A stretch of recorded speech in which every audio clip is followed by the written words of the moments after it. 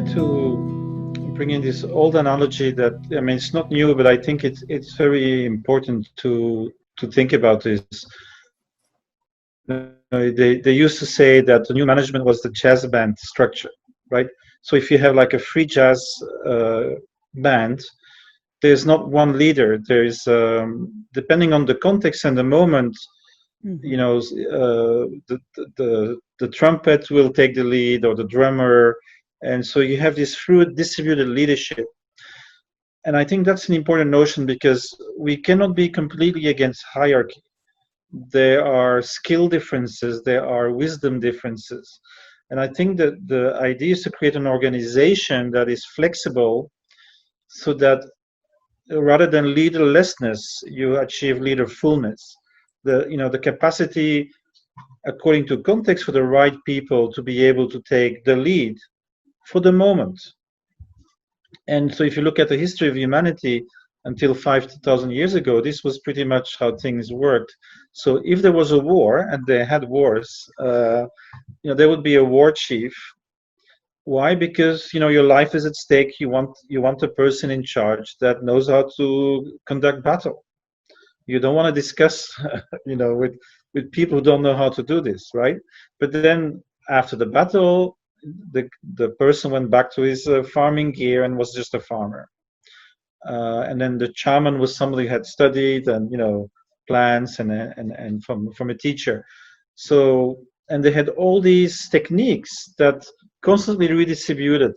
And there's some good books about it I really like. For example, Societies Without a State from Pierre Clastre, where he shows what the Native Americans in South America were doing to constantly, redistribute power concentration. And they were successful for a very, very long time, but not, then it changed. And I think what is changed now, so the way I see history is we lived in kinship relationships. So everybody's your uncle, your aunt.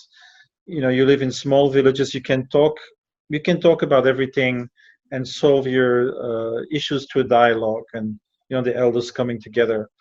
Once we got into bigger entities, hierarchies simplified communication.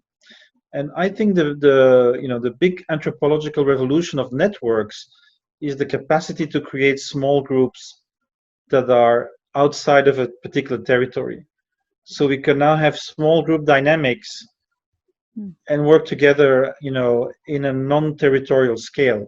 And I think this is really important that we can do that. So we can, you take Linux, and the average team in Linux is 4 people, right? So yes, it's big, maybe 25,000 people working on it, but they actually work in small teams, and they trust each other. So one of the innovations in leadership, which I think is very interesting in the open source communities, is that they no longer have a command leadership, but they have a control leadership. And what it means is they have maintainers and editors, and so people that actually are there to protect the integrity of the ecosystem. And there are various ways. In some they are elected, in some they kind of emerge organically, but they have these people who cannot say to anyone, you cannot do this, right? They cannot stop the development and the potential of any person to pursue his passion and his dreams, but they can say this is not good enough for the system, because they used it to go to the moon, so you can't just have bugs in the software. So I think this is an interesting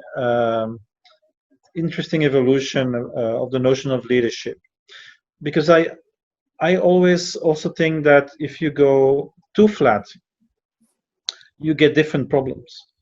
For example, I won't name the name, but there's a famous co-op in Spain, and they want to be totally inclusive. This means that the meetings take 7 hours, but by that time there's 3 people left in the meeting, and they will take all the decisions, always the same 3 persons, right?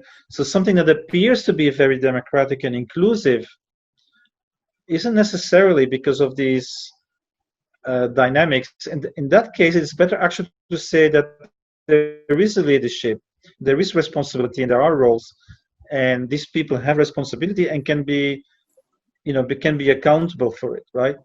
So it's not so easy. It's finding the right mix between the vertical, the horizontal, the diagonal, and to create complex organic systems.